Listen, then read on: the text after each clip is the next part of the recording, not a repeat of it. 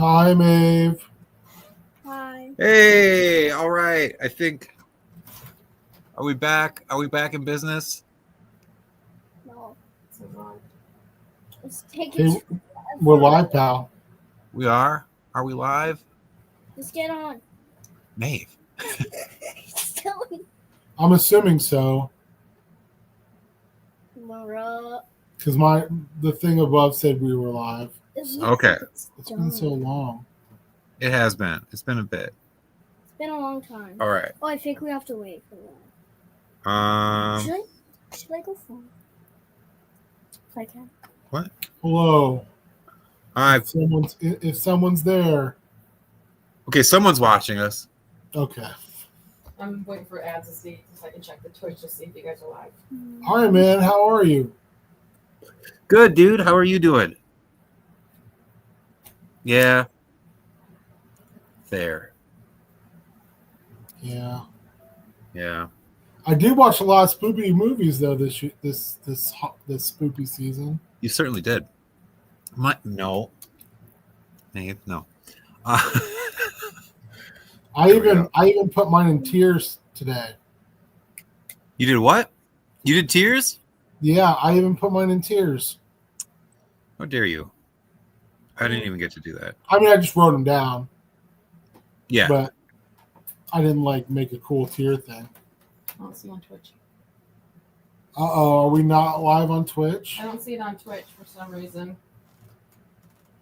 Oh shit. Oh no. Yeah, and I have the YouTube open too, and I don't see us on there. Yeah. It's weird. Oh, I think it's later. Yeah, it's thinking.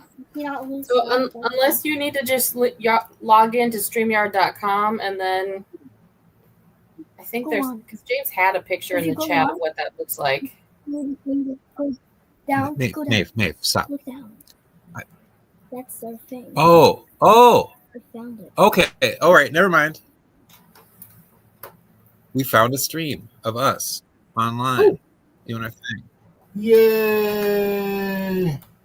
Okay. All right. Okay. I think this is us. I think we're doing it. Told ya, says Maeve. Ow, don't hit your father. This is Twitch. Yeah, refresh. I did.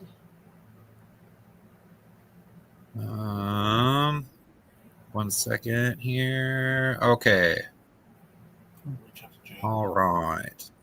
Let me send this here.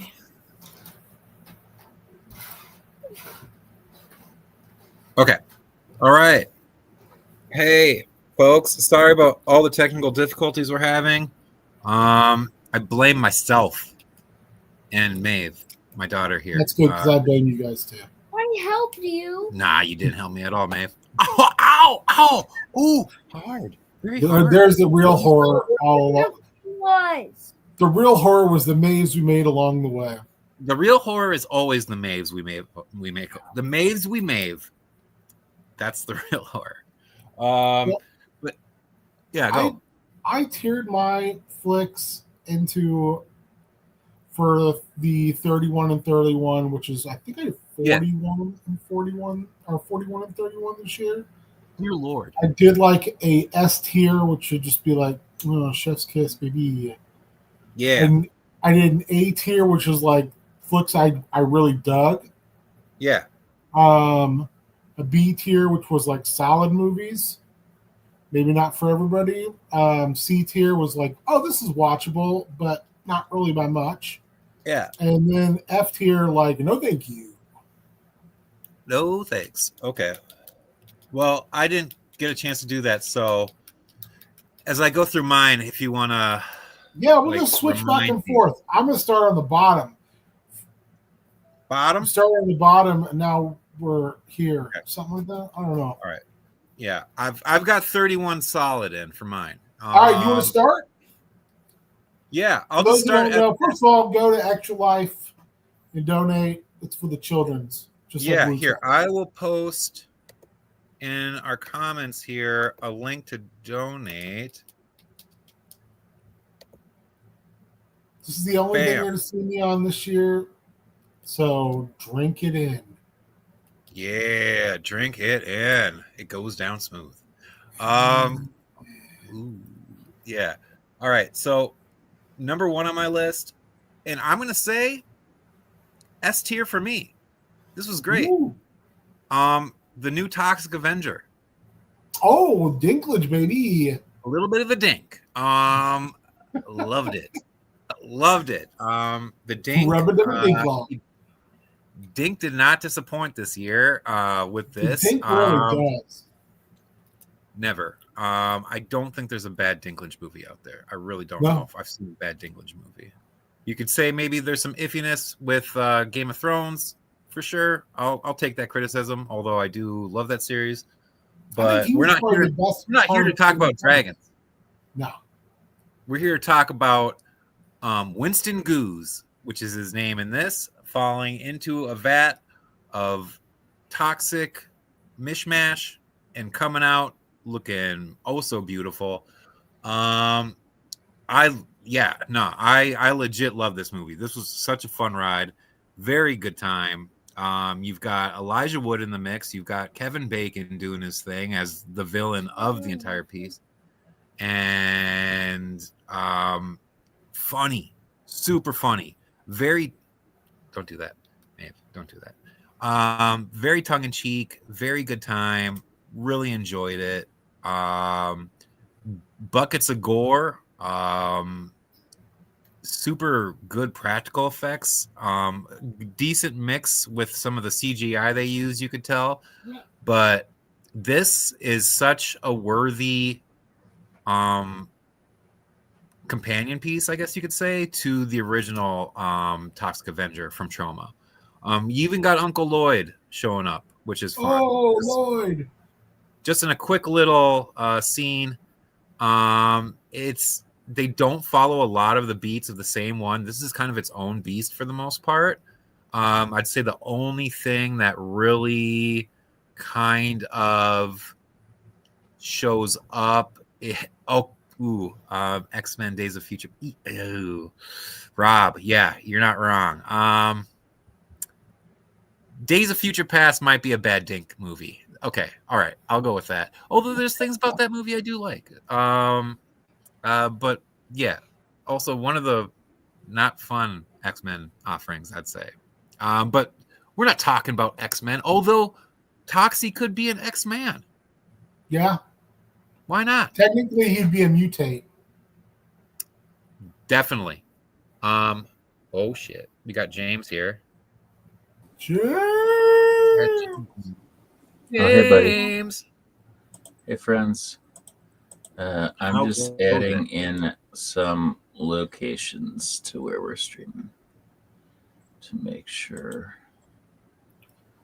So it was solid S tier, huh? Shaggy, why are you switching it up? Solid S tier, yeah. Yeah, no, this was fun. It's just Maeve. Don't hang on me like that. Thank you. It was like I really enjoyed it.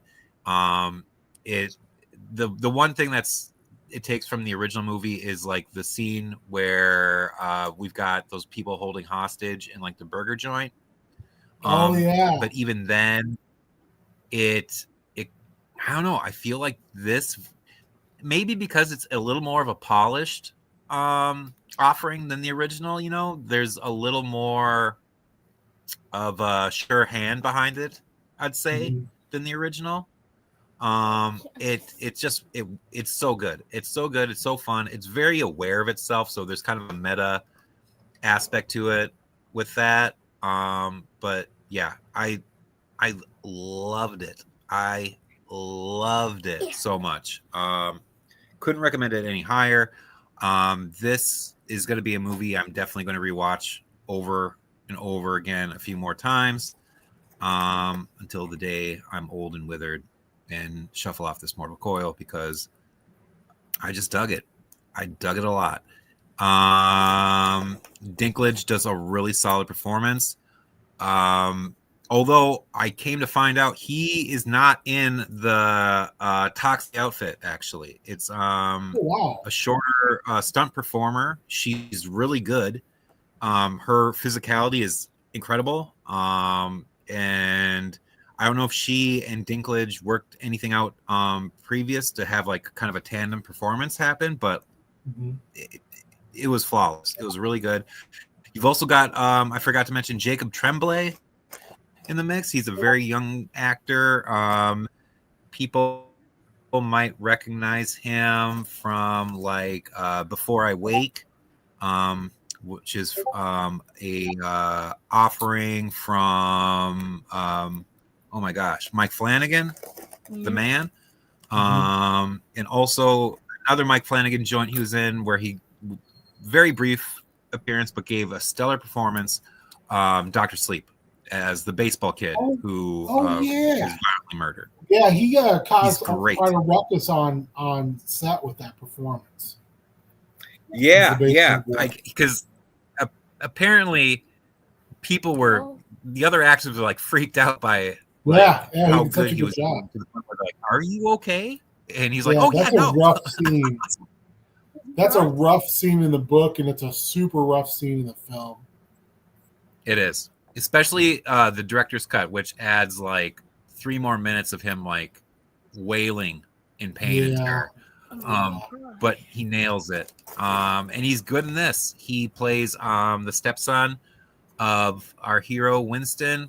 They have actually a very sweet relationship going through it. And yeah, like it's a fun time. So yeah, if you get a chance, go watch Toxic Avenger 2025. Okay, let's watch it. Sure. Joking. It was good. Really good. Really good. Really good. And I'm rambling, so now I'll pass it off to you, my friend. I'm going to pound through my F tiers since there's only 3 of them this year. The first one was the old ones. It's just American love trash. Love trash. It's just American love trash. Love trash. It's from 2024. It was just bad. It's low budget. I mean, there's some ideas there, but it's just, it's a low budget movie that doesn't manage to punch above its weight. I watched Operation Blood Hunt, which was 2024, a Thai American production.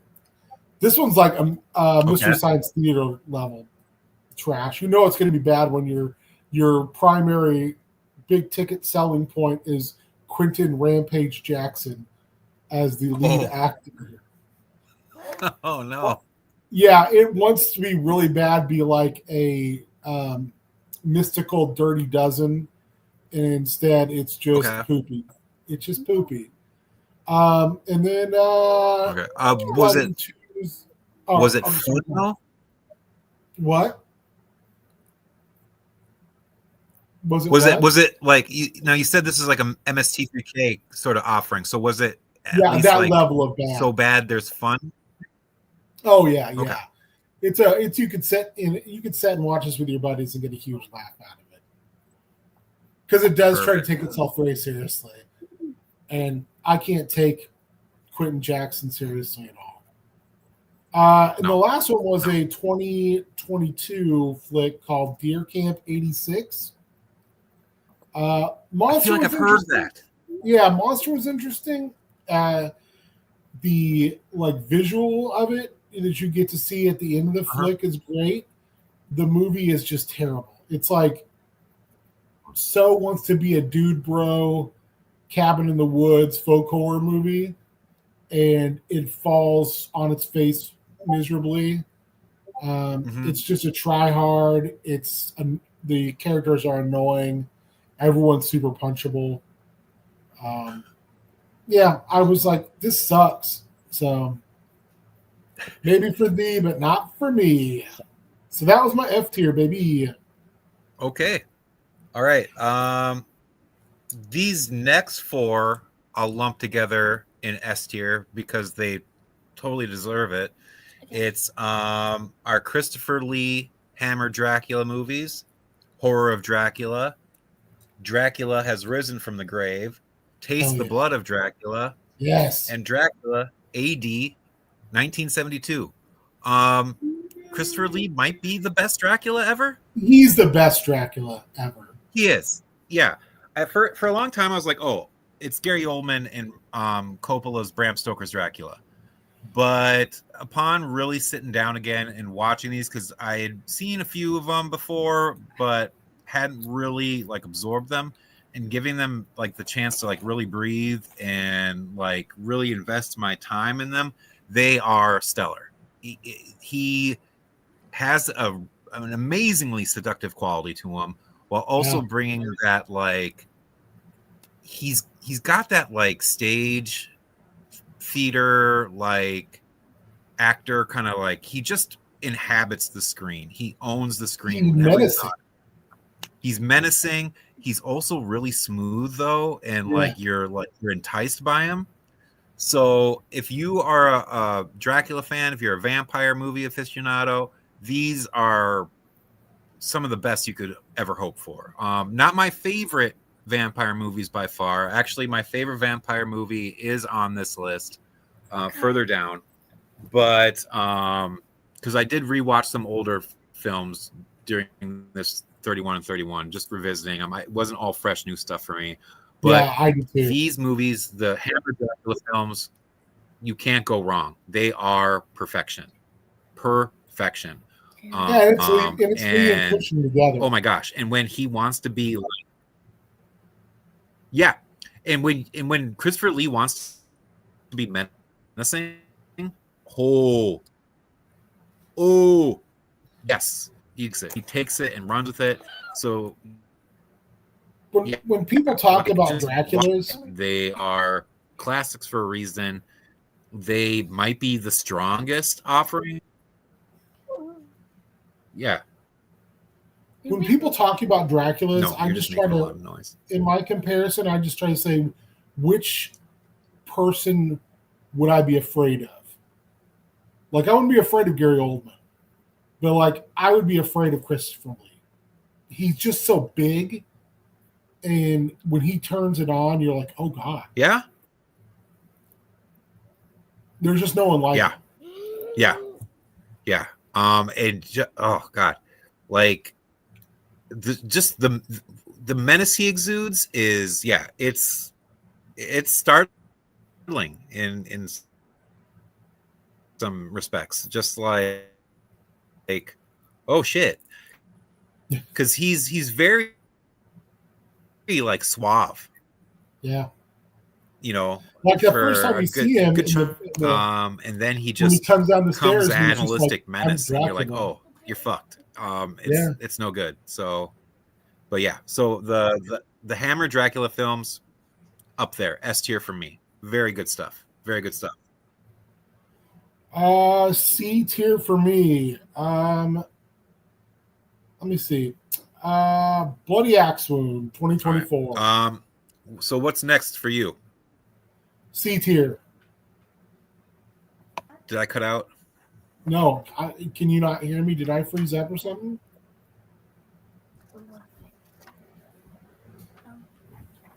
Hello? I'm just gonna go then. Hopefully I'm people are seeing this. Very cool. For me, C tier was next. Say what? C tier is next for me. Is my connection spotty? I'm not sure. It has been, but I don't know if it's mine or yours. Oh. I think it's getting very glitchy now. Yeah, you're a little spotty for me. No. You're a little freezy. No, you're back on. Freeze. Okay.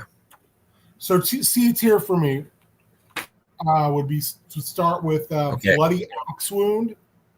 It's a 2024 flick. Yes. Okay. On my list as well. What'd you think? I loved it.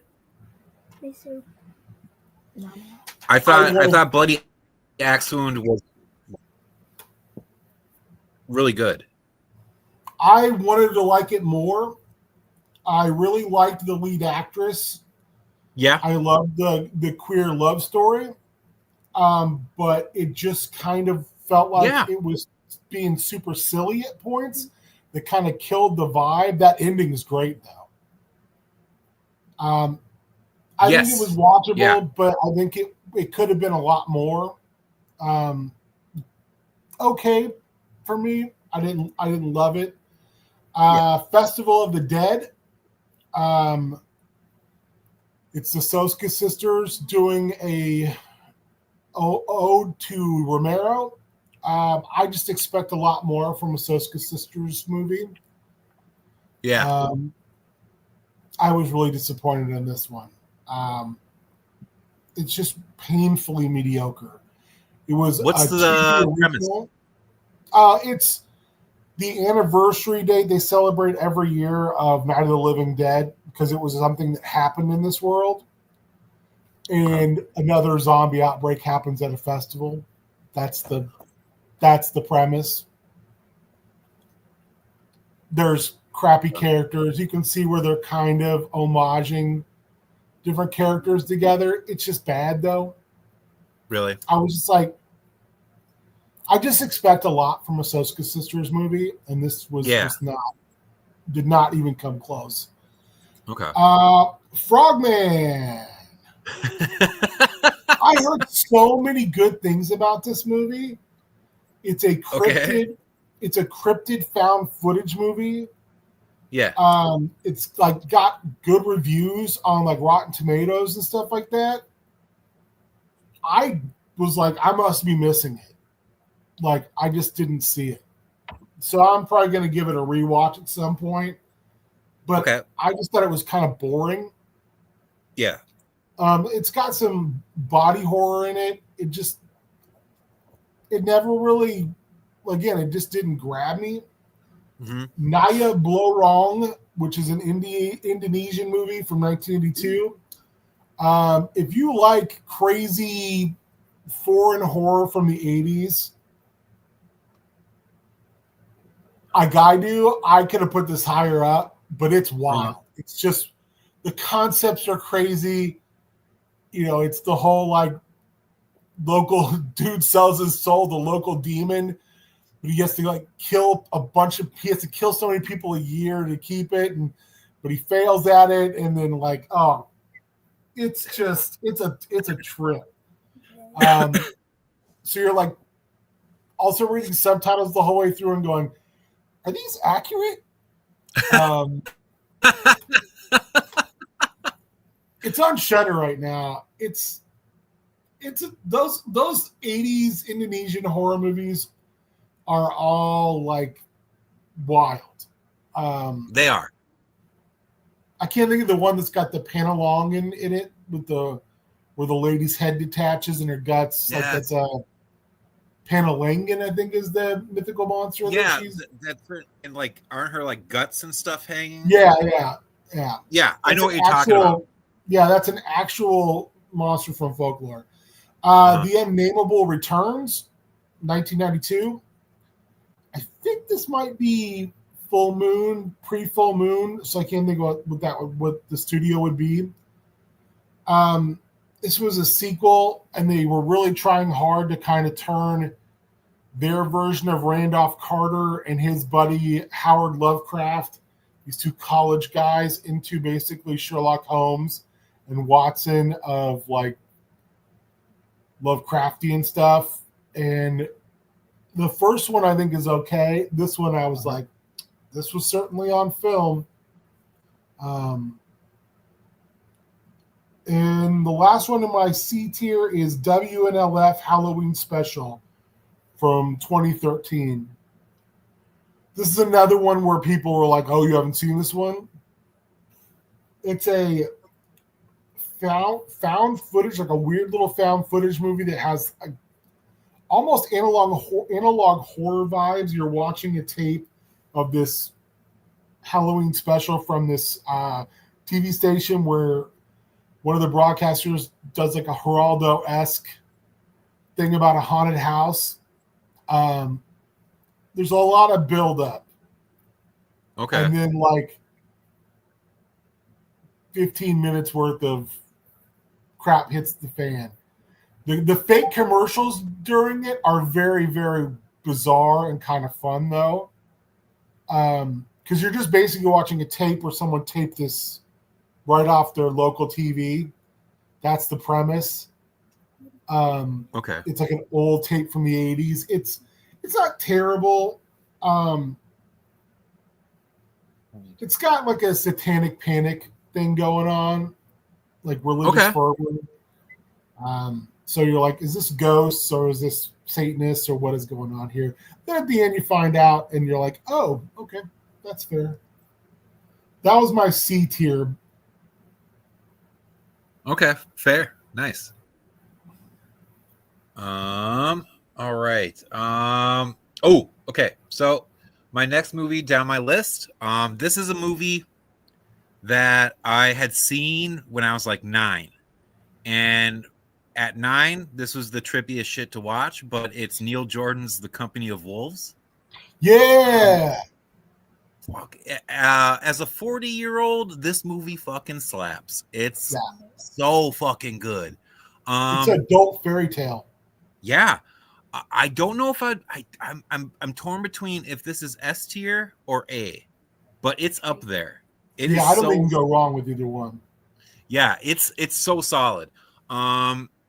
It's for anyone who hasn't seen it, it's almost like an Inception style horror movie where in modern times we start off and there's this girl who's got like a shitty sister and she goes to bed, has a dream about her sister getting torn apart by wolves in like medieval times, and from there the movie like sweeps itself into this dream world where this girl is living this full life with a grandmother character played by Angela Lansbury. Looking good. So good.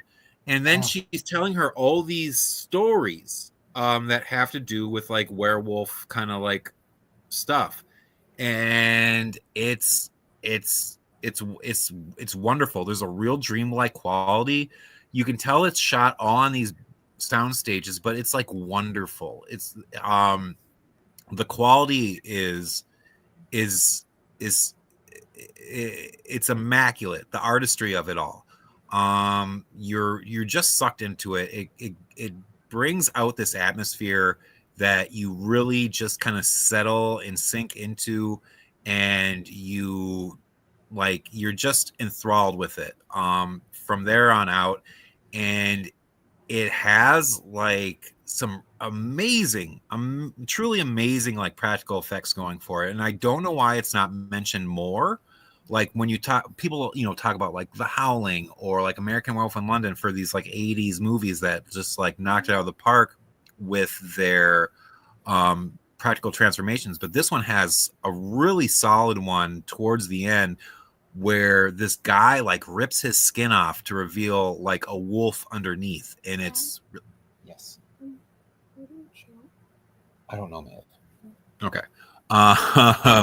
But yeah, like if you have not seen The Company of Wolves, check it out. It's worth it. It's really good. It's very dreamlike. It is. Yeah. It's very, that's the perfect way to describe this. You're in this like fever horror dream of a film. And the setup of it is very like you feel like you're in a Grimm's fairy tale, like watching it as it unfolds. And the acting across the board is really good. I'd say our lead actress, I think this is her first film she was ever in. She's good. She does her job well. You've also got like David Warner showing up as the dad and stuff like that. Stephen Rea, who people might know from being the lead in The Crying Game, or like the really shitty vampire you want to fucking just murder in Interview with the Vampire. Once Brad Pitt's character, Louis meets up with Armand, and he gets like sliced in half by like a scythe.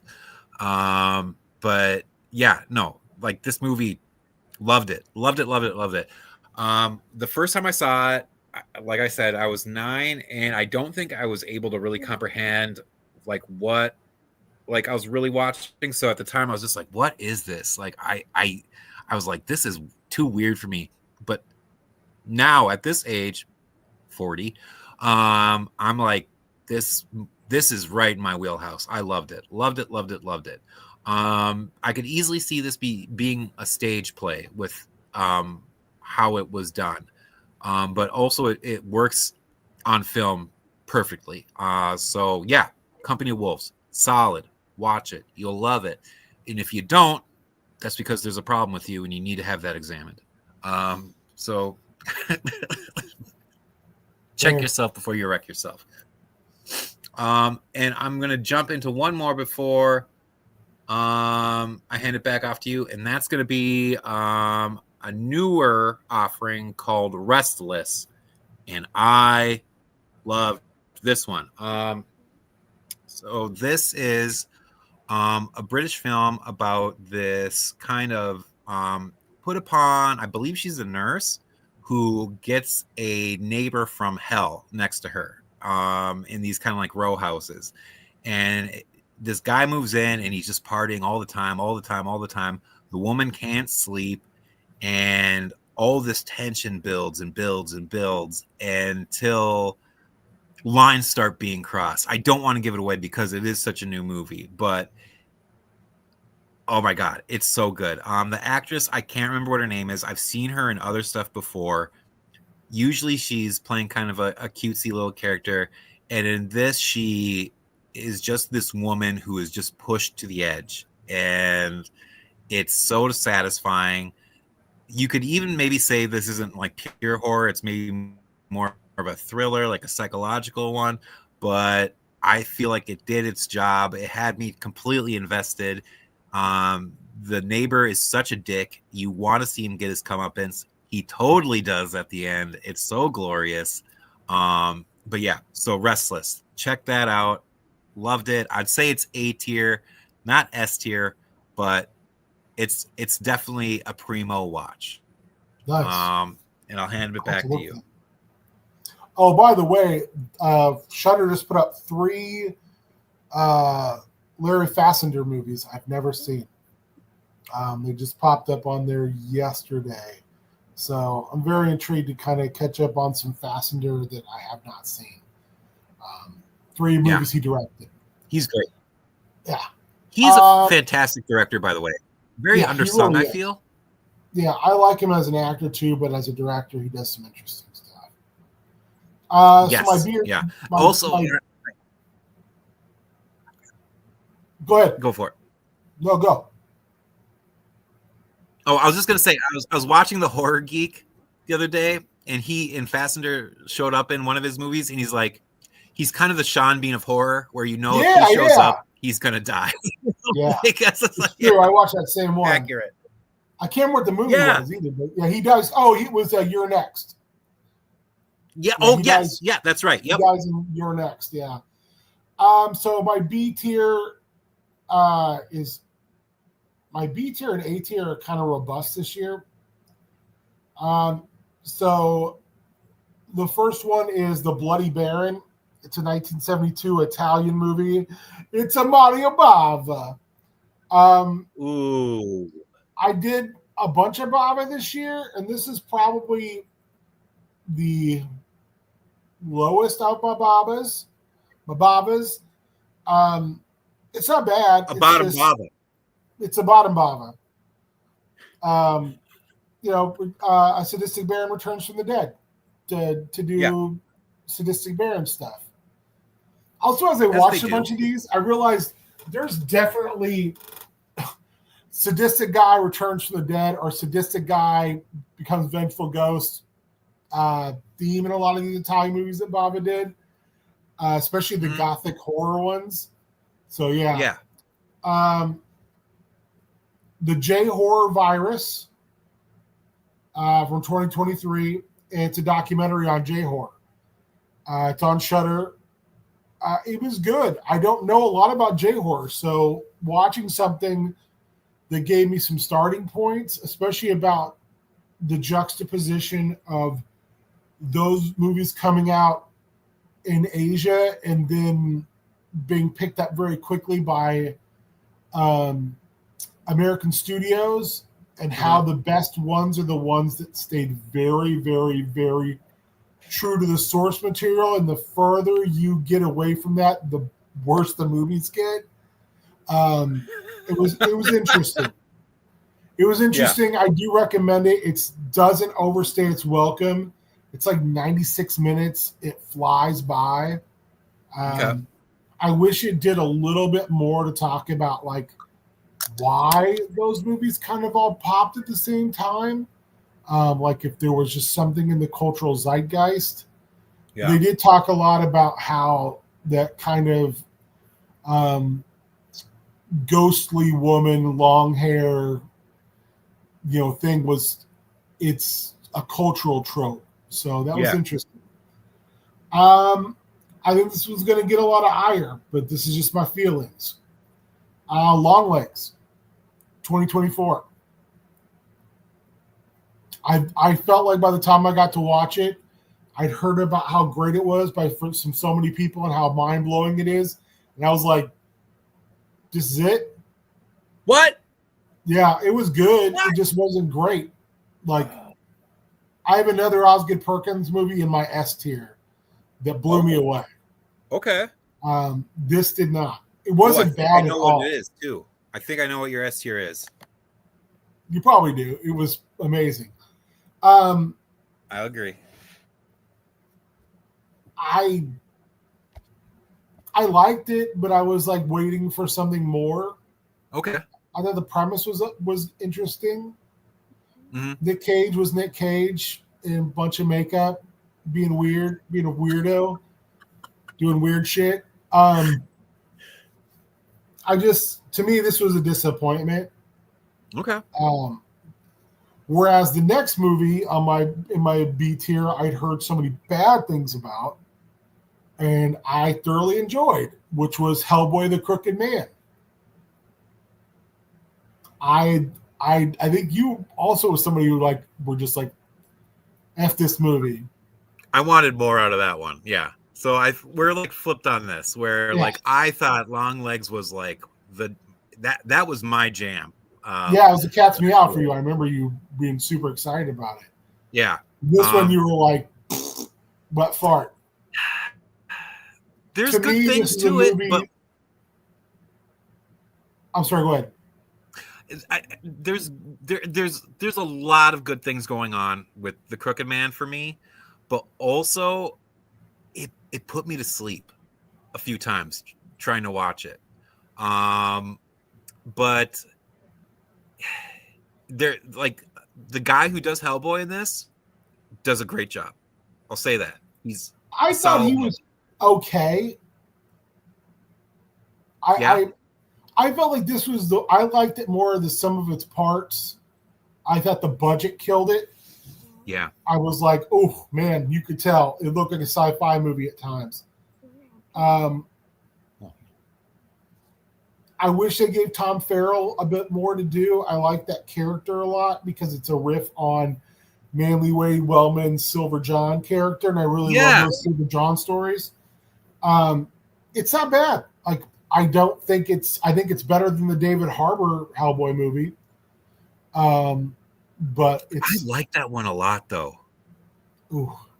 I really do. And I know it's a favorite of a lot of people. I think the opening Baba Yaga scene's great. After that, it just. But what really drags me into the Harbour one, I love the demon that keeps recurring, the little pig man guy. Yep. And the end, or close to the end, when just shit goes bonkers and all those demons start popping up, all those like really crazy like old one style demons, and they're just tearing through like London, I believe. Yeah. Ooh, baby. I loved it. Although Mila Jovovich, very forgettable. I just feel like that movie is very soulless. Fair. Very fair. This one I felt had a lot of soul. It just had no legs, you know? Yeah. I And feel like that one's got legs and no soul. Another critique I'd say for me of The Crooked Man is I wish they didn't rely so heavily on janky CGI. Yeah. But that's what probably I a mean by the budgetary budget. thing more than anything. Yeah. Because it was yeah. Sci-fi movie. Yeah. CGI. Yeah. Like better than The Asylum, but not a whole lot better. I think it would have been better service and practical effects because the stuff that the practical effects was great. I also thought that the snake coming out of her mouth and doing like the going back in thing was real creepy. It was the creepiest Hellboy movie by far. Fair. It had atmosphere to spare. It needed something more to really solidify it and really kick it into gear for me. But like I truly loved how folk horror this really was. Like it exuded folk horror, which that is Hellboy. That is really Hellboy. And you know, the Guillermo del Toro ones are fantastic. They truly are. That's, you know, Hellboy at a huge budget. And also you get kind of a grand fantasy feel with those as well. I think the first one you get Lovecraft, kind of action Lovecraft. Yeah. And the second one you get a very fairy tale stuff. And the second's my favorite. Second's great. I think Luke Goss is phenomenal. I don't know why he doesn't get more work. For real. Yeah, Why is Del Toro the only guy that's like throwing him a bone? It makes no sense to me because he kills it every time he shows up in a Del Toro film. Yeah. Always. Happy Death Day. I finally watched it. It's really fun. It's fun. Yeah, I wish there was a bigger twist with the killer because I'm like, oh, you're kind of doing all these slasher tropes, and then the killer is like, oh, you've been telling us it's a killer the whole time. Yeah. Okay, what's the connection? It's just like, you're just the wrong person. It's very much like that killer's got a very Michael Myers, you know, oh, you're just the wrong person at the wrong time, you know. Yeah. If it wasn't you, it was going to be some other lady. Mm-hmm. Which I kind of wanted something different from that, just because everything else is so personal with the Groundhog Day style die over and over and over again. I really enjoyed the lead actress and the lead actor. I had great chemistry. Great chemistry. And a ton of it's just like a lot. It's a really, really fun movie, and I don't know why they don't mine that Groundhog Day kind of thing more with horror, because I feel like there's so much you could do with that. Like Happy Death Day 2, like they are so fun. And I think they're very aware of what they're doing, which really helps too.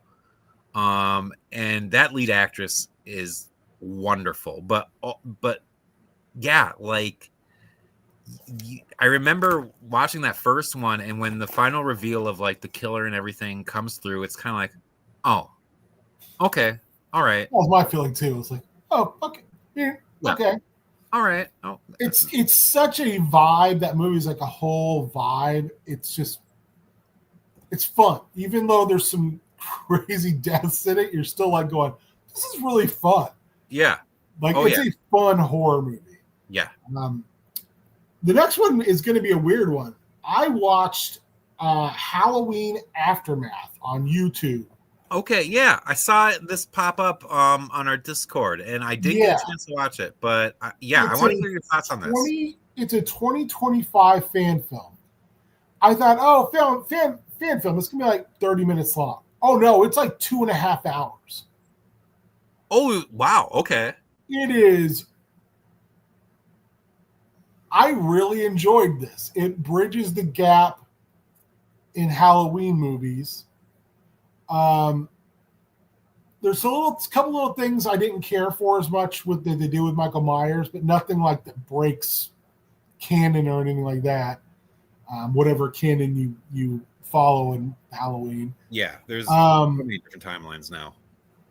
But kind of watching a guy survive an encounter with Michael Myers and how it fucks him up, and he can't like get over it. Like he loses loved ones in the whole disaster. And it's just him and his sister. And then I can't remember if it's like 1 or 2 years later on Halloween, Myers comes back. And again, they just have this chance running. The guy who does Michael Myers does a really good job. Okay. Because you can see the recognition by body language. And it's like, oh, I remember you. Because that was the thing I kind of didn't like, was he doesn't evade Michael Myers because he's smart. He evades him because he can fight. And that's one thing I thought was interesting. And like when I watched it and I rewatched the fight stuff, is like the fight scene choreography is pretty good. But it just kept going in my head like, isn't the whole thing with Michael Myers like, he's not really human, I guess? Yeah. Am I just too much kind of had that in my head? Because they kick the shit out of each other. Because Myers just keeps getting up, and there's kind of a realization too at one point, like, I can't win, like, and you're going to be shocked by the characters they kill, because man, the body count in these is, whoo, yeah. And characters you go, this is, they're not going to kill this character. Yeah. They're going to get away. No, they do not.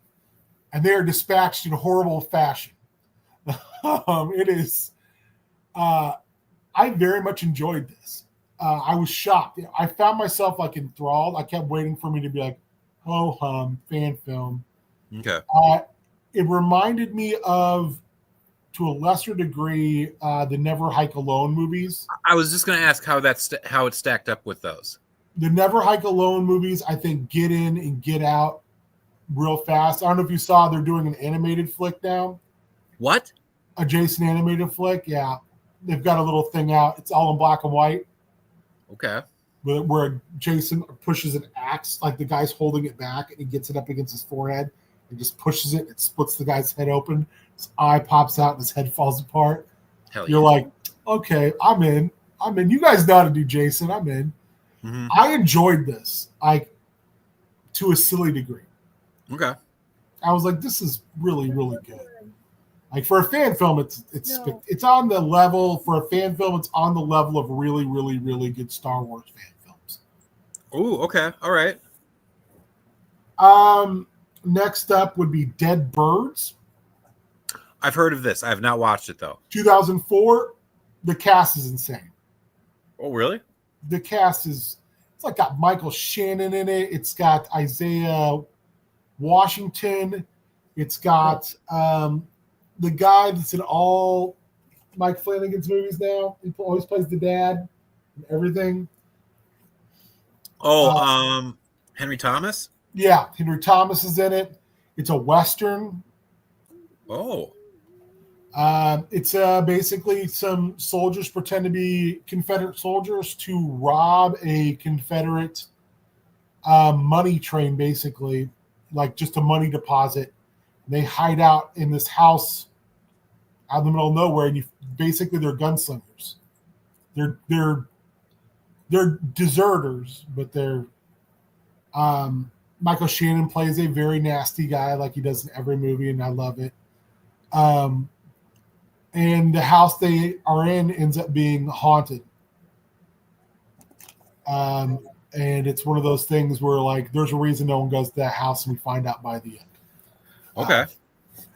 It's a good one. It's very, very fun as far as like The acting is spectacular. The special effects are the worst special effects I've maybe ever seen in a movie with that good a cast. Okay. Seriously, this would have been if the special effects were even competent. This is an S tier movie. They're that fucking bad. Oh. They're like PlayStation 1 graphics bad. Oh. Which stinks because everyone's acting their little hearts out. Yeah. I generally don't care for Isaiah Washington. He's great in this movie. Oh, really? He's so good. He and Henry Thomas, it's the Civil War. He's the only black guy in this little group of people, and it's pretty racist, except for he and Henry Thomas. Okay. You get this thing where like, oh, they've been watching out for each other for a while. They've done some dubious shit together. Yeah. Because the whole thing is they're holed up during a storm in this house, trying to get off the road because the Confederate Army's after them now, and arrest their horses. And it all comes down to how they're going to split this money. Mm-hmm. And people start to get real shady about splitting this money. Okay. Yeah. Like inner tension starts. Yeah. Okay. All right. Oh, it's percolating quick. I can't remember who the heavy is. There's a chunky guy in the movie, and he's a character actor. He's in a bunch of stuff, and he's also very good in this. He's been in like a bunch of Tarantino stuff, and he's a bigger guy, kind of a bulkier guy, but he's basically Michael Shannon's muscle. Because Michael Shannon runs his mouth like nonstop. And I'm going to turn it over to you. I got 3 more left in my B tier. Okay. All right. Here we go. Controversial pick of the year. Gremlins 2. S tier. How was that controversial? Again, Christopher Lee. That bumps you up a tier no matter what. It's unless you were Howling 2. Oh, well, Howling 2 because I would put it up there. He wears those awesome sunglasses in that one scene. It's got Red Brown in it, who automatically bumps it down a tier. No, that's fair. That's really fair. Although it does have Sybil Dannings in that movie, and yes. They did the thing at the end where they show her pull her boobs out like 1,000 times in a row, just because they were trying to make her mad. Yeah, apparently she didn't want to do pretty gross extra nudity scenes, so the director's like, "Fuck you," and put that little bit in at the end credits where it's just her flashing her boobs constantly. And I guess at the premiere, because she had no idea about this, she left the theater in tears. So thank you, scumbag director of The Howling 2. I hope that guy never got work again. What a creep. What a douche. But yeah, Gremlins 2 it's the best Gremlins movie. It's people might be like Gremlins 1. Come on, it's an instant classic. Gremlins 2 it's a live action Warner Brothers cartoon with a real mean streak, and also Warner Brothers cartoon. Yeah, okay, yeah, no, fair. With it's such a middle finger to the studio as well, where it's like Joe Dante is just like, fuck you, I'm gonna do what I want. Like Joe Dante. I talk like this. I'm Joe Dante. This is gonna be I'm not gonna give you a cookie cut sequel. This is gonna be my thing. Is there gonna be a gremlin that turns into like a weird bat creature that flies through a wall and makes the Batman symbol? Fuck yeah, there is. Is there going to be a gremlin with big old titties that gets all up in the grill of Robert Picardo? Yeah. Are they going to like make it at the end? Yeah. It's just a wonderful movie. I think that the first Gremlins is a better horror movie. Mm-hmm. The second Gremlins is more buck wild fun. It is. There's a real downer part in Gremlins. There's a couple like real downer things in Gremlins when you get old and you watch it and you're like, oh God. Yeah. Like that's horrible. Mm-hmm. Was it Phoebe Cates tells the story about her dad? Yeah. And you're like, oh man, Why she doesn't like Christmas? Yeah. But in the second one, it's just like Joe Dante doing this the whole movie and laughing like crazy. And to even bring up the Phoebe Cates part, there's a part where she's like, what is it? She's like talking about how she doesn't like, it's some minor holiday. It might be like Columbus Day or something like that. She's like, and that's why, something, and everyone, and you could see in the background, Zach Galligan, who plays Billy, he's like rolling his eyes like, oh shit, here we go again. And they just usher her into silence and go into the next scene. And they do such a good job. That movie does such a good job of poking fun at the first one at the same time. Yeah, it's so good. But then also as fun and madcap as it is, with like just all the wild gremlins going on. You got Hulk Hogan breaking the fourth wall to go after the Gremsters. Which I bet you off camera he was calling them some type of racial slur. Oh, easy. I'm sure he did. I'm sure he invented some new things that no one wants to hear. There's also like the evil gremlin in that one who's not the stand-in for Stripe. When he goes like into that like the whole spider thing and like what's her face gets she was like the baddie in 16 Candles. Yeah. When she gets caught in the spider web, legit scary stuff going on there. And also a much scarier design overall for a gremlin, that guy. But it's such a good movie. I rewatched it with my kids. And it's just it's fun horror. Fun horror, I guess you could say. It would be a fair assessment of that. It's like a dad tucked me in with the lights on, but I had a lot of fun. Yeah. And I'll jump into my next film, Black Phone 2. Fucking loved it. I heard it's real good. It's so fucking good. It's so good. It's so good.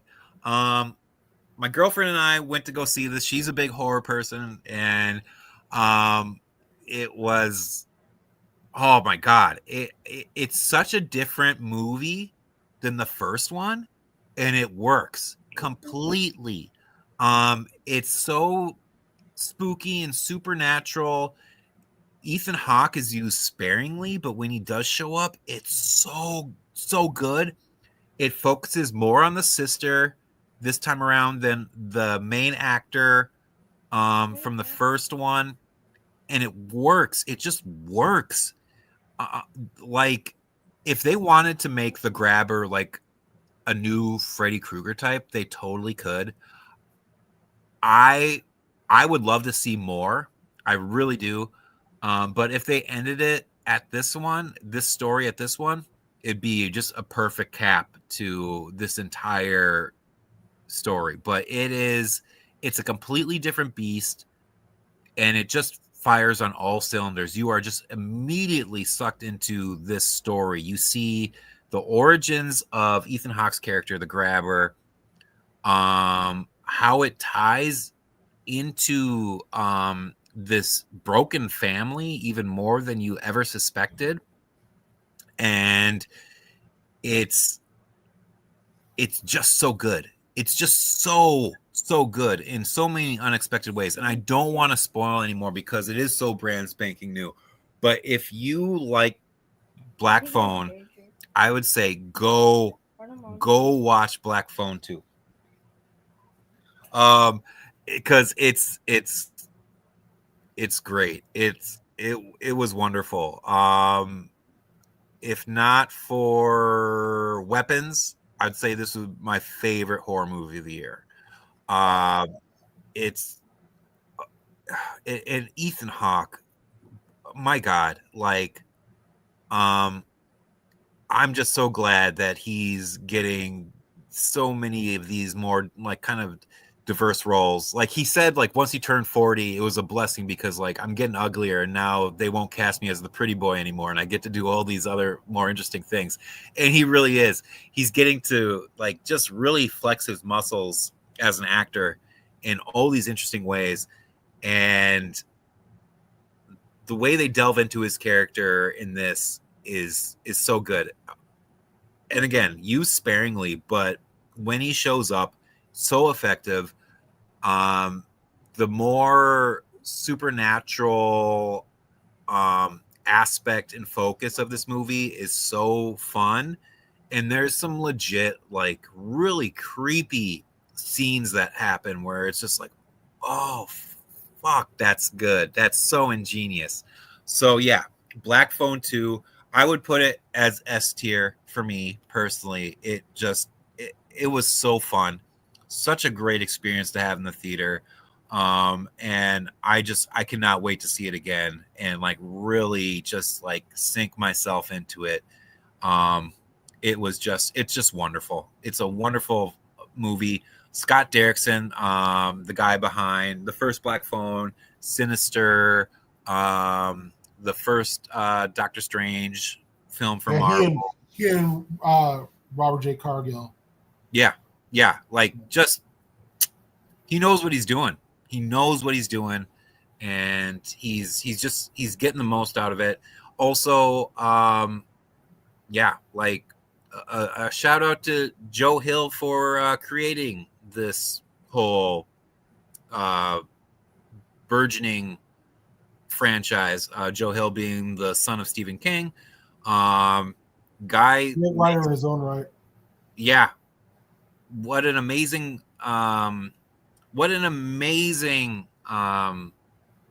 story. He looks like his dad to a frightening degree. Oh my God, he does. Yeah. And just, I hope people start going towards his work as they do his father's, and using that to bring out all these wonderful movies, whatever, because he's a powerhouse writer, and if they can take stuff of his and just create just true horror art like Black Phone 2, like, go for it. Because yeah, Nosferatu was on AMC. It's great. Oh yeah, Cassandra and I both loved that series. Yeah, really good. I would also be reticent. We were talking about the Flanagan Man Can. I don't know if you've watched it yet, but Garth Marenghi has a channel on YouTube now, and he interviewed Flanagan, and it is magic. Okay, I'm gonna watch that. I put it in the Discord. It's very funny. Like, Flanagan throughout it is having such a hard time not just laughing. Oh, I bet. And Matthew Holness, as never breaking character, of course, just peppering him with stuff. Like, at one point he talks about being on set of movies and how do you abuse your actors. I find it's important to abuse them for the moment they get to the moment they leave. I want true fear in their eyes. Like, how many tirades do you throw? I try not to. Why? Why? Oh God. A shout out to Matthew Holness, because when he actually does horror, like legit horror, it's creepy. It's so is it Possum? Possum, jeez. Holy balls. Talk about a mean little movie. Yeah. But yeah, so Black Phone 2, love it. And I'll throw one more movie in there. This is from the guys who did Talk to Me. It's called Bring Her Back. Brutal. I heard brutal. It's brutal, but in the best way possible. You've got a brother and sister who are they're orphaned. They are taken in by a woman who seems very kindly and soft at the beginning, who's raising a young boy who seems a bit off. And then you quickly find out in very horrifying fashion why that is, why she is kind of taking kids into her home, what her whole purpose is, and what the title Bring Her Back really means. It is a nasty fucking movie. It does not have a conscience in the best way possible. Those guys have put out 2 really good movies. And for how young they are, it's back to back. Like what they did those in the span of 3 years. Yeah, it's almost like you guys have no right to be this talented, but they are, and they're just killing it. And again, Bring Her Back, very, very new movie. So I don't want to spoil anything about it because this is something you want to go into very cold. So I'm not going to give any more plot details about it, but I'd say it's S tier. It's so good, but it's very unflinching, very unnerving. And it's gonna sit in your mind for days afterwards. So yeah. I'll bring it back to you because my next one is Bloody Axe Wound, and we kind of already talked about that. I really enjoyed it, but it's got some stuff that it could have fixed. It's got a lot of heart. Yeah, ton of heart. And you can't manufacture that. No. Black Circle, a 2018 Swedish movie about 2 sisters kind of going in opposite directions and using a record, like a like power of positive thinking record, to like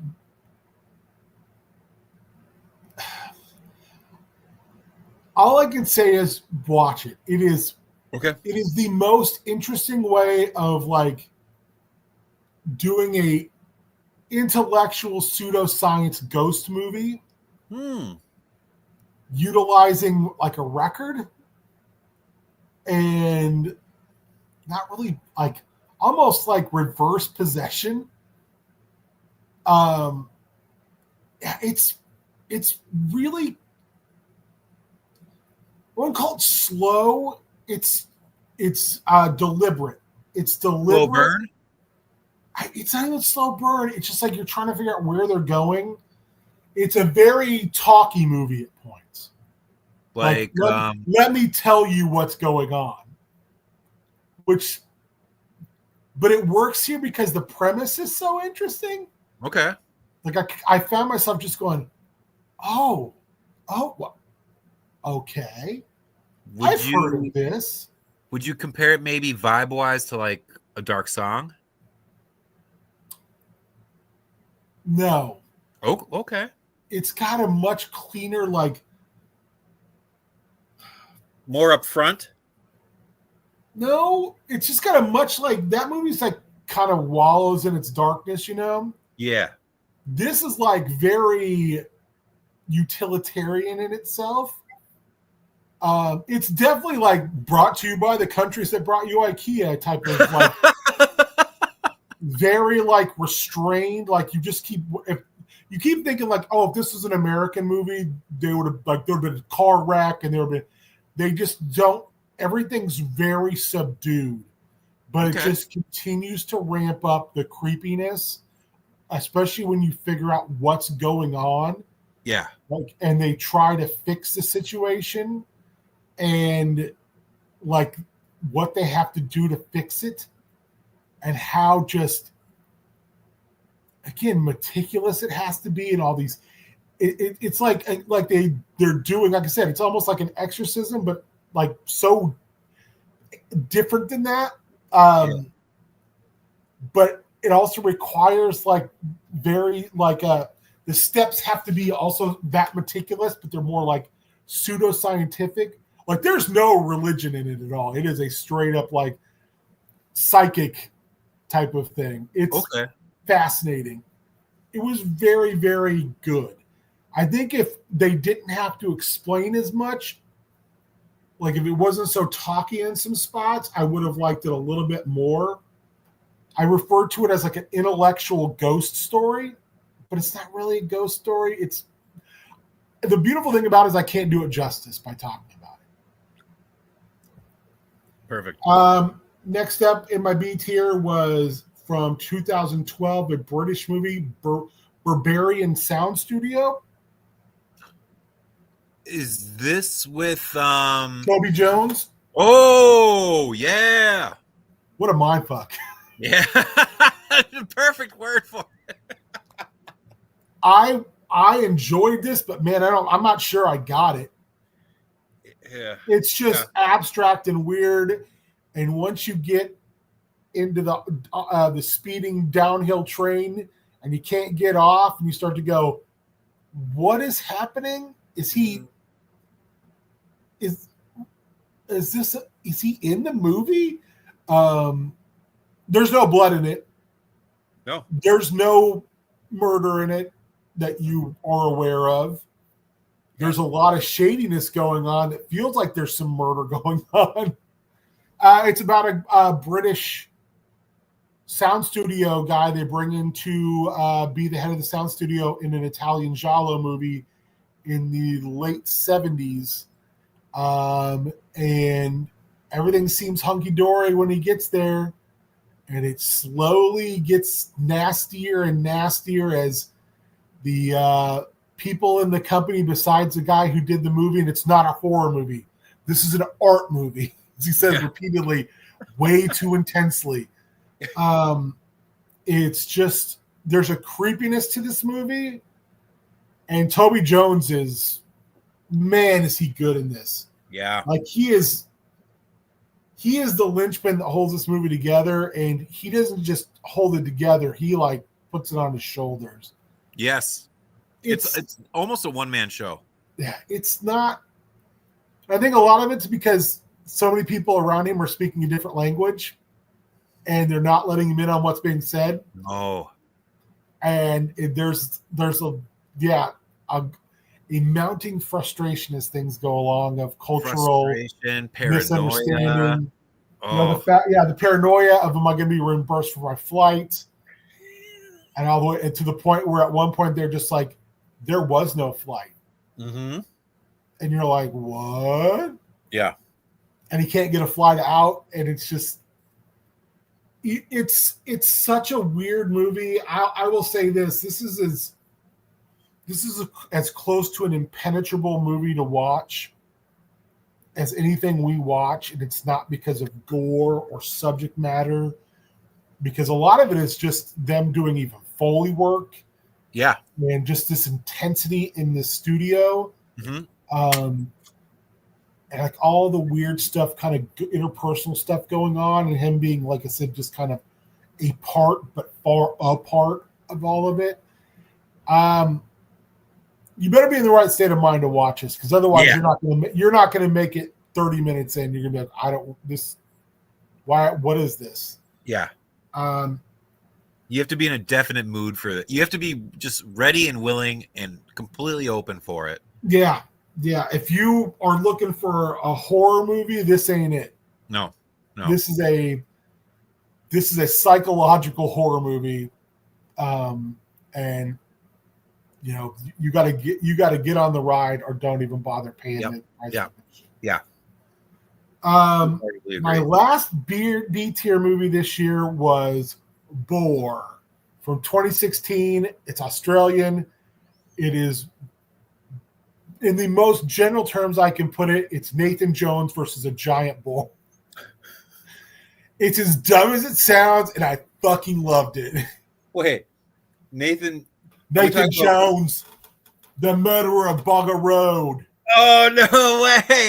He's really good in it. Practice? Yeah, he's really good in it. Really? Shockingly so.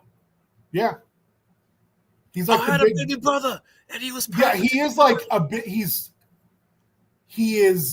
doesn't come in until about the end of the end of the first third of the movie, and he's like the main mom's character's big brother.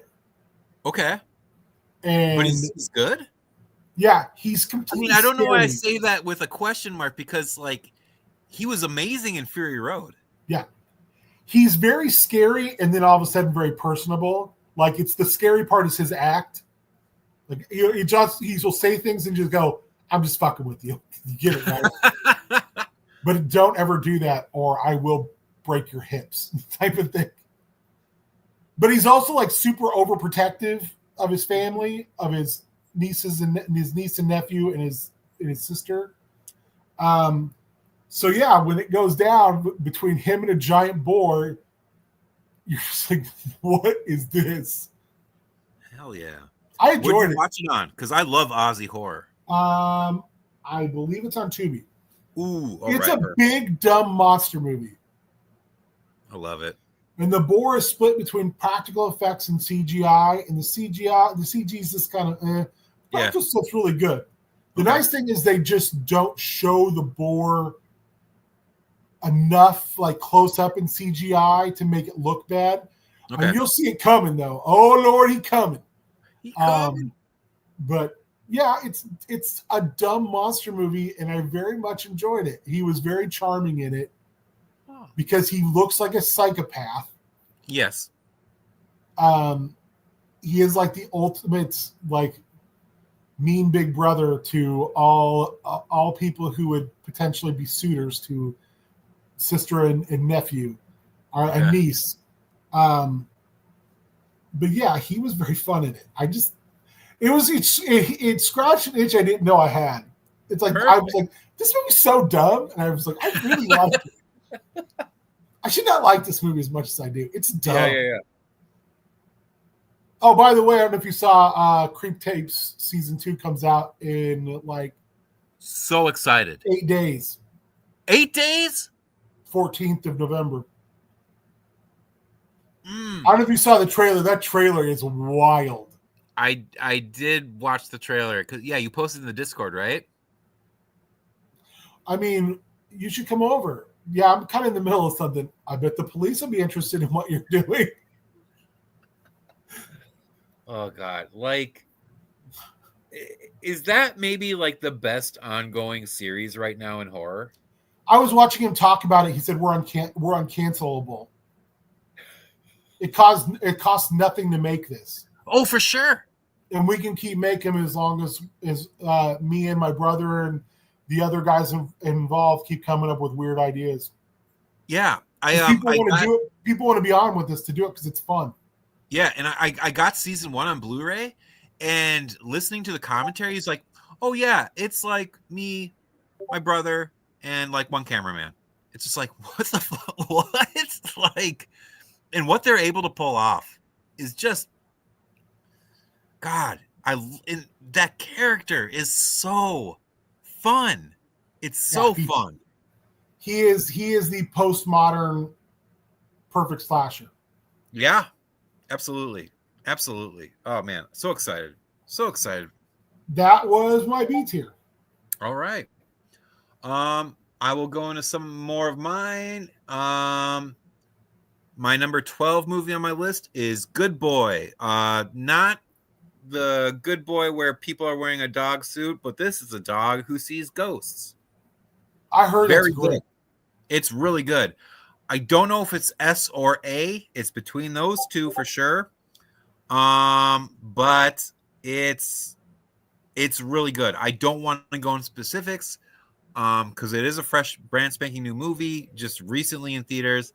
But it's a spooky ghost movie told from a dog's perspective, and it works. It really works.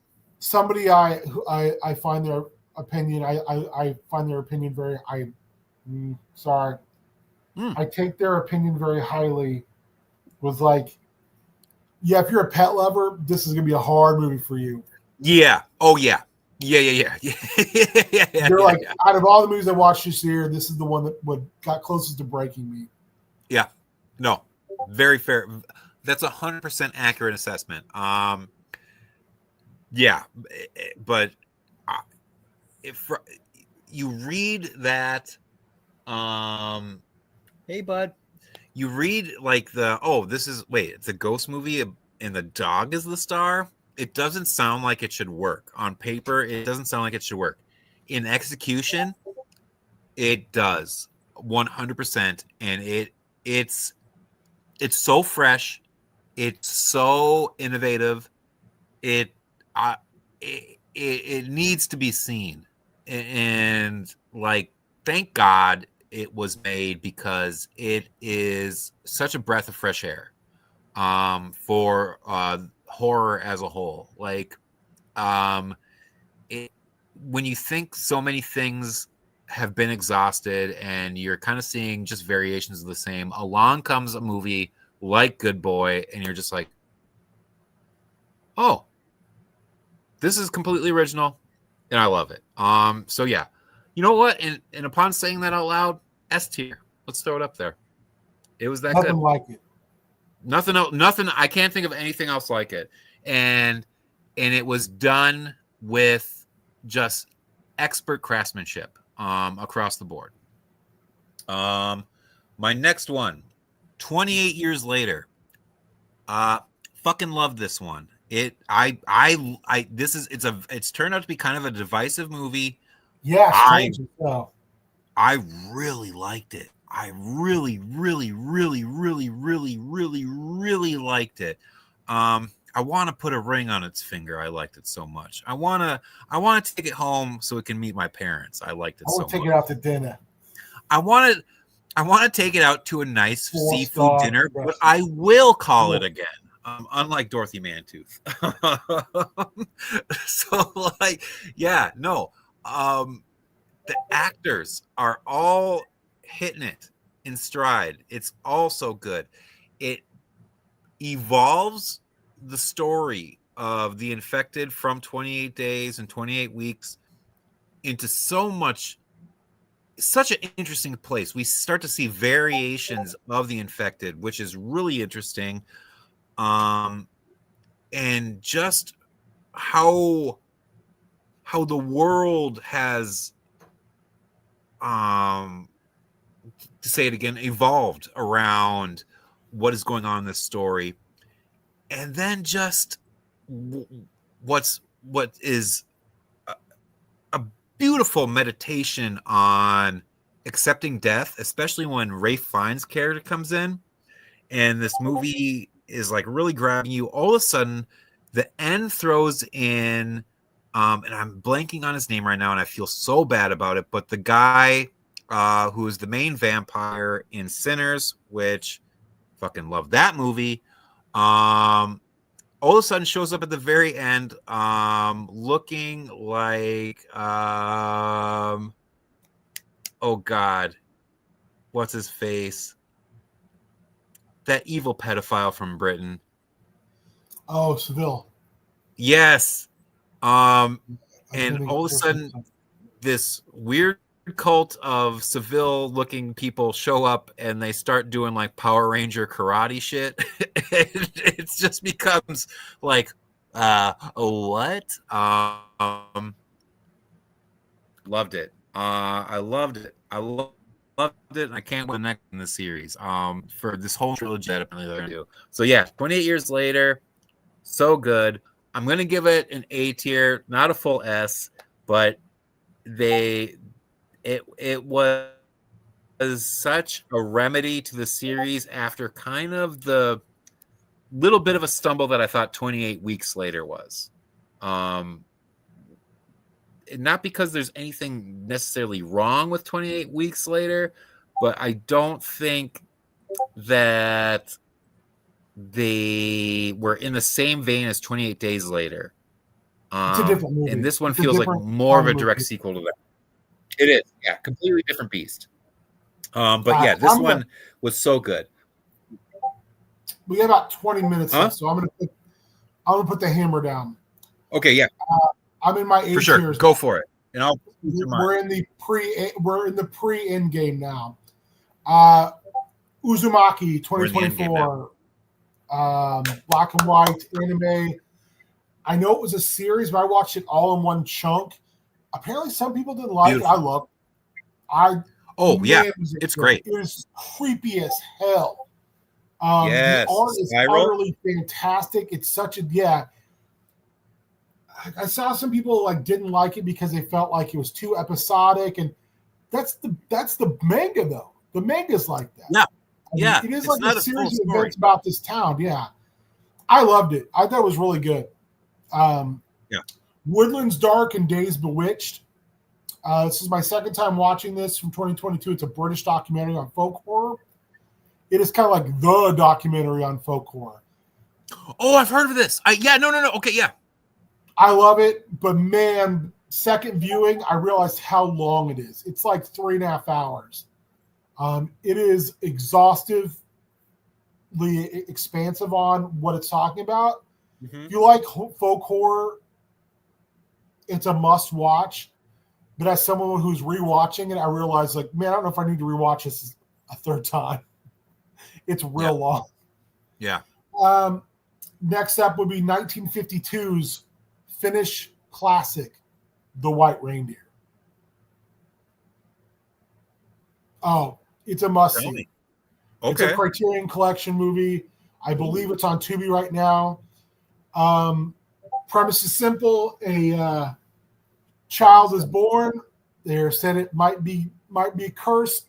She grows up, and she marries. Her husband's away all the time, and she tries to enact a ritual to be the most to be desired by any man that sees her.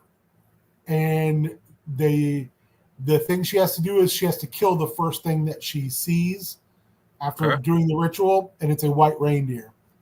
And it goes from there. It's very much kind of a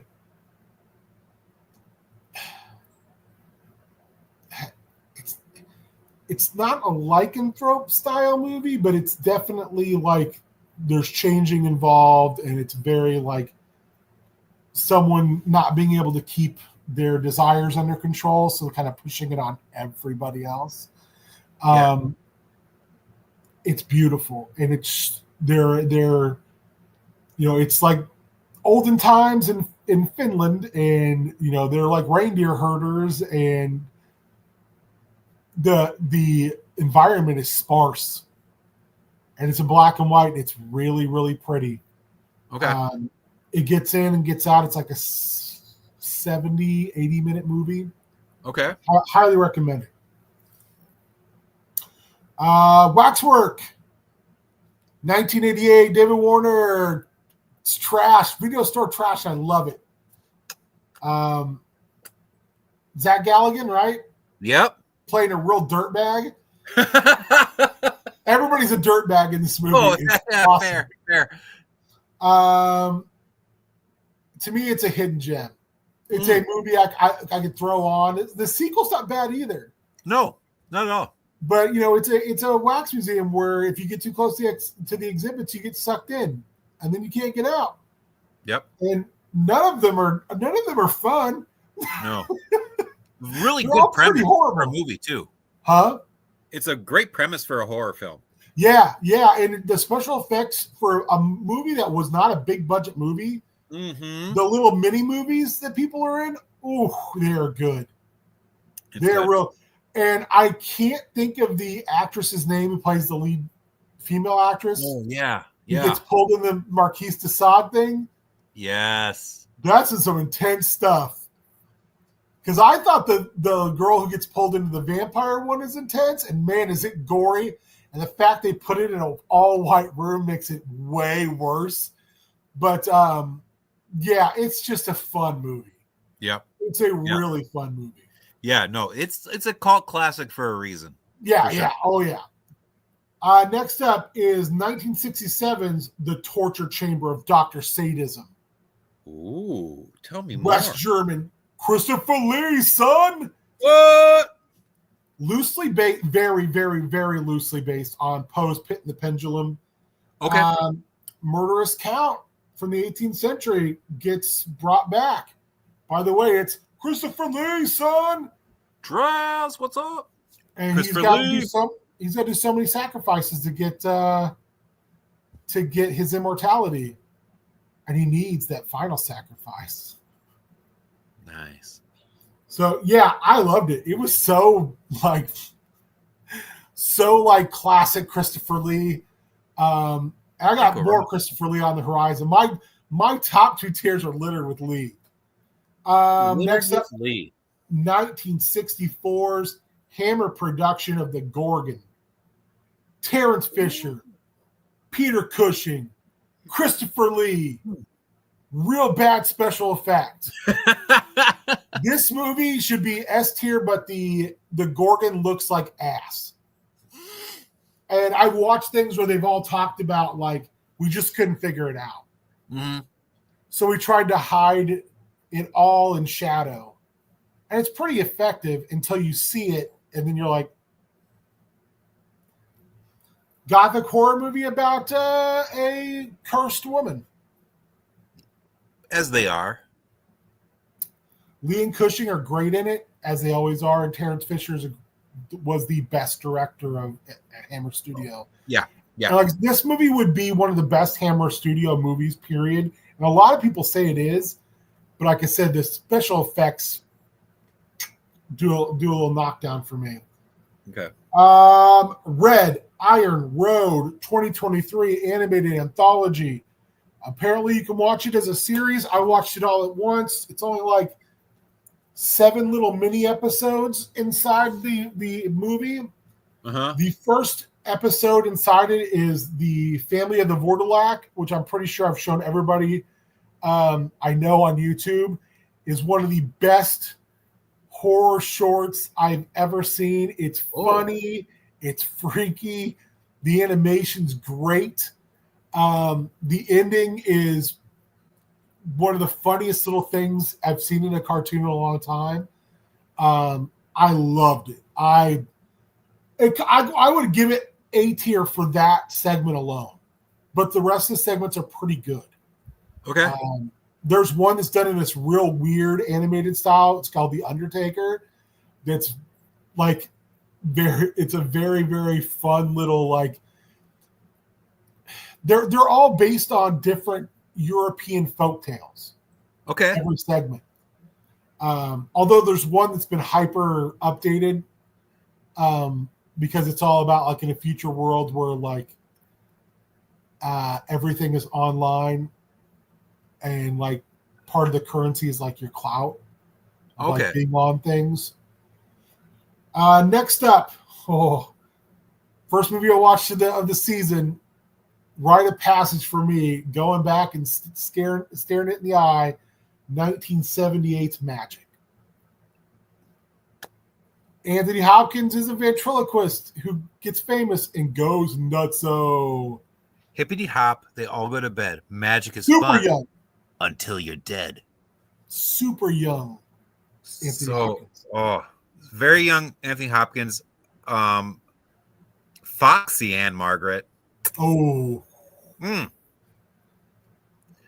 Yeah, it's Burgess Meredith's in it. Yes. He's really good in it. I don't remember who does the voice of the dummy, but they're great. Isn't it Hopkins? I don't think it is. Really? Yeah, okay, but it's if you've not seen Magic, go see Magic. I saw that movie way too young as a kid, and it scarred me. It's great. That's great.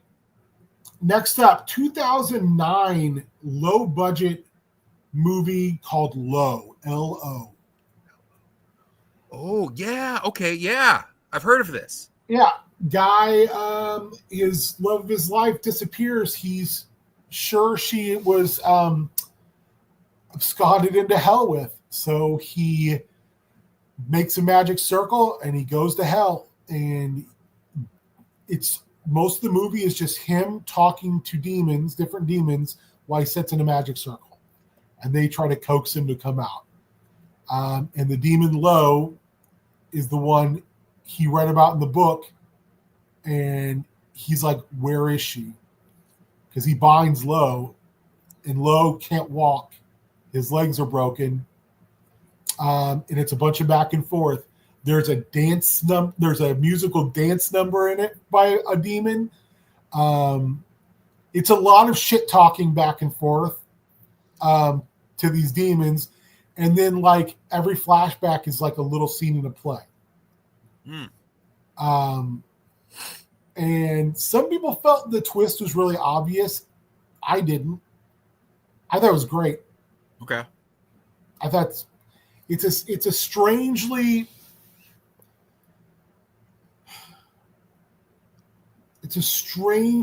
stage play, darkly whimsical, romantic movie. Okay. Because he's willing to give him everything to get her back. Yeah. And it's kind of this entire thing in hell is like him trying to force these demons to give her back, and then being like, she ain't worth it.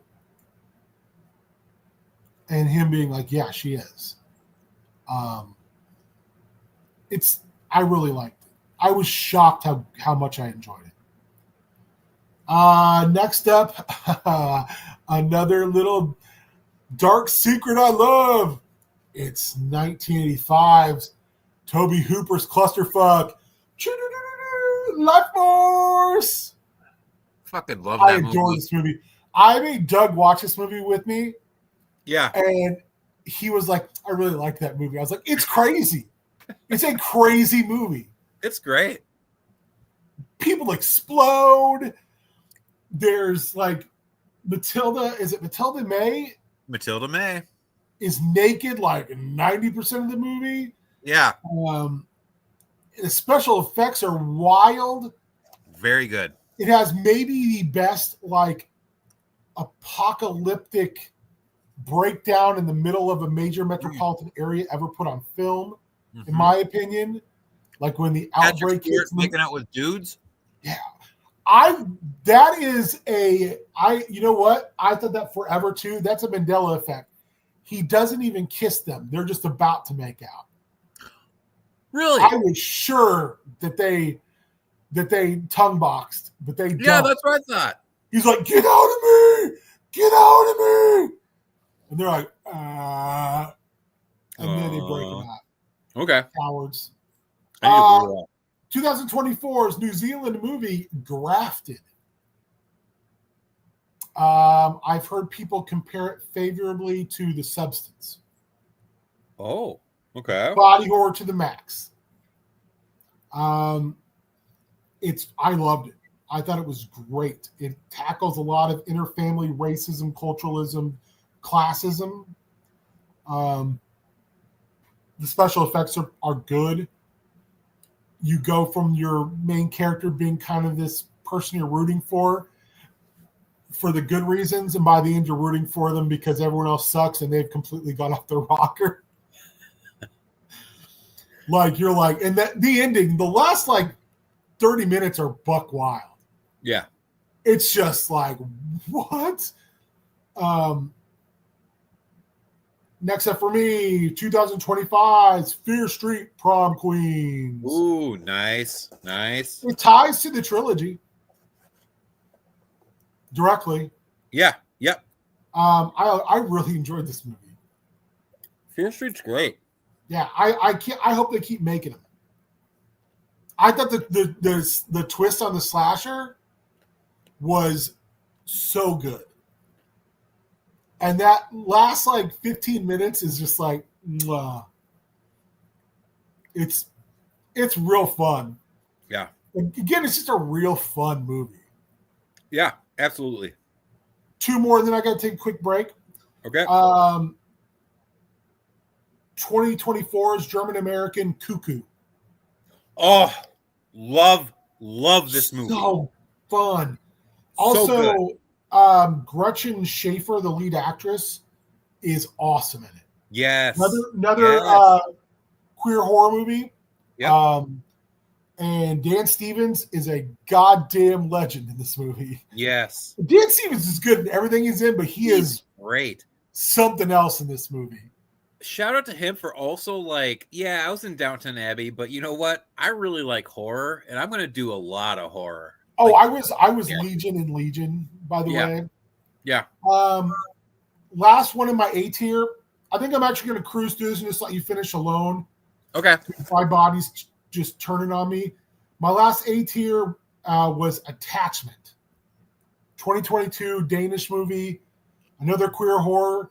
It's maybe the only time I've ever seen someone use the monster of Dybeck in a movie. which is a monster from Jewish folklore. Yep. I really liked this movie. It's Okay. very good. All right, to my S tiers quickly. Black Sunday, 1959. Mario Bava, Mofo Goat. Maybe the best opening of a movie, a horror movie ever. Not wrong. Next up, 1991. American Cast a Deadly Spell.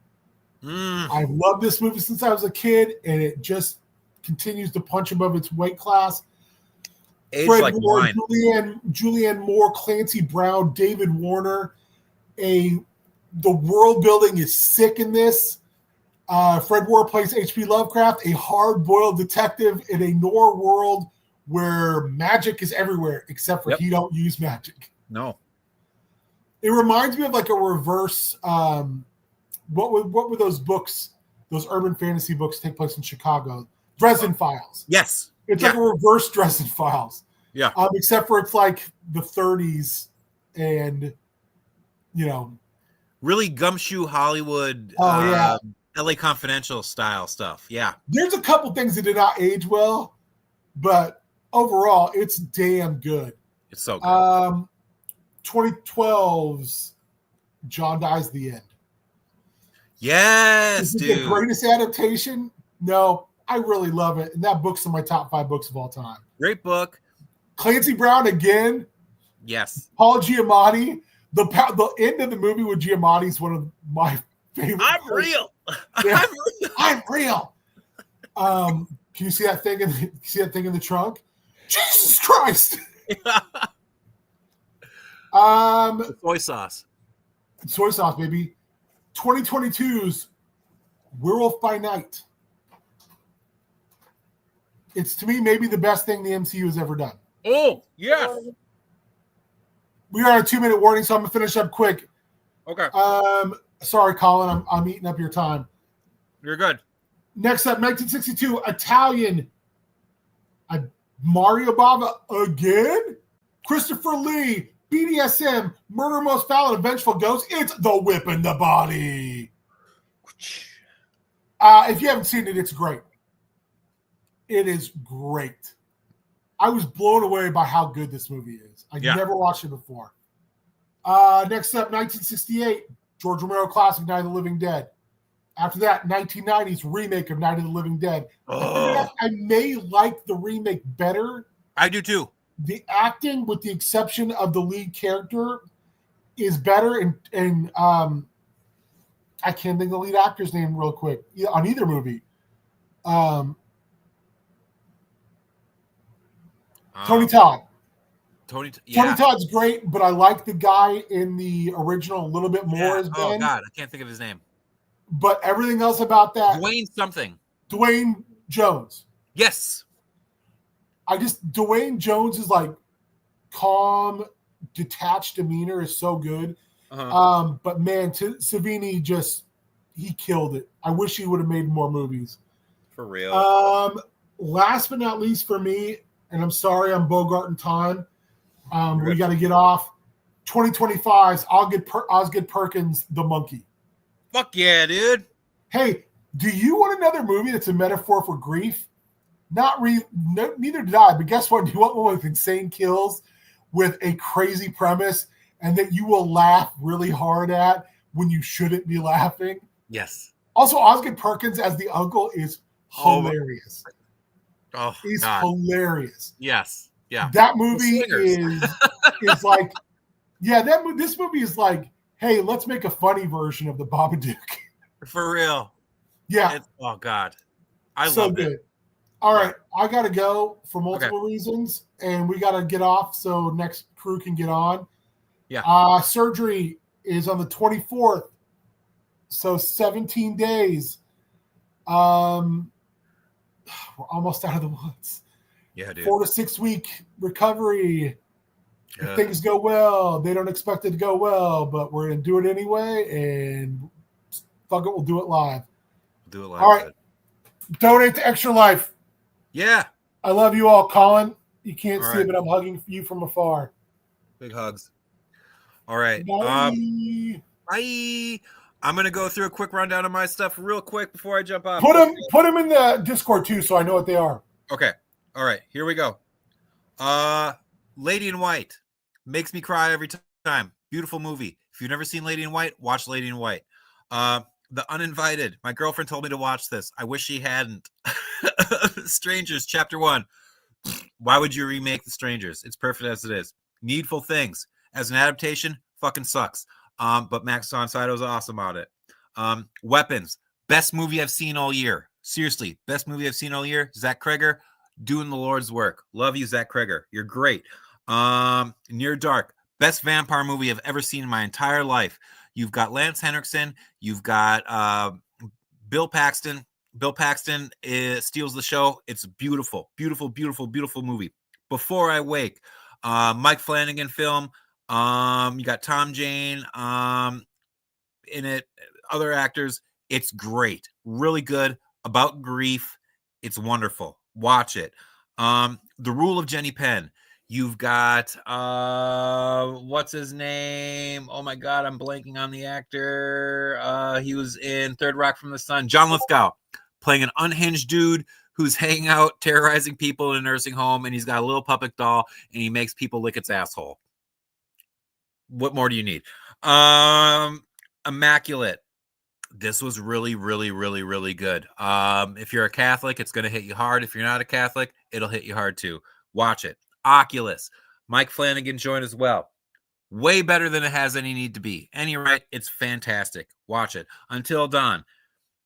I can see how people might like this. As a fan of the Until Dawn video game, I felt it was lacking, but as the movie has a lot of fun points to it, but it could have been more cohesive for me. The Descent Part 2. How do you fail so spectacularly after making a great movie as The Descent Part 1? I don't know, but they did.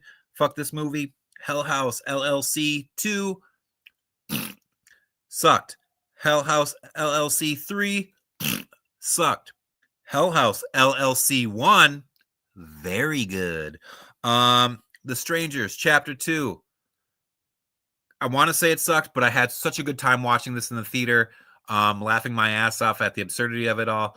I still repeat the line, I'm going to teach the boars to do a lot of things. Wonderful. Sinister from Scott Derrickson, Ethan Hawke. It's so fun. Watch it, watch it, watch it. And last but not least, The Video Undead.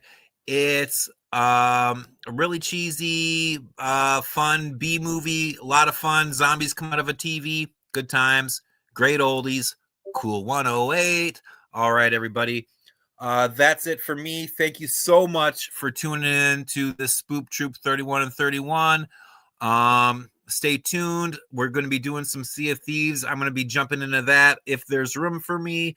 My man Warrior will be doing it, and it's going to be a good time for all. So please stay tuned. If you like what you're seeing, please donate. It's for a good cause. Hit that QR code if you want to know where to go for it. And yeah, stay spoopy, everybody. Goodbye. Bye.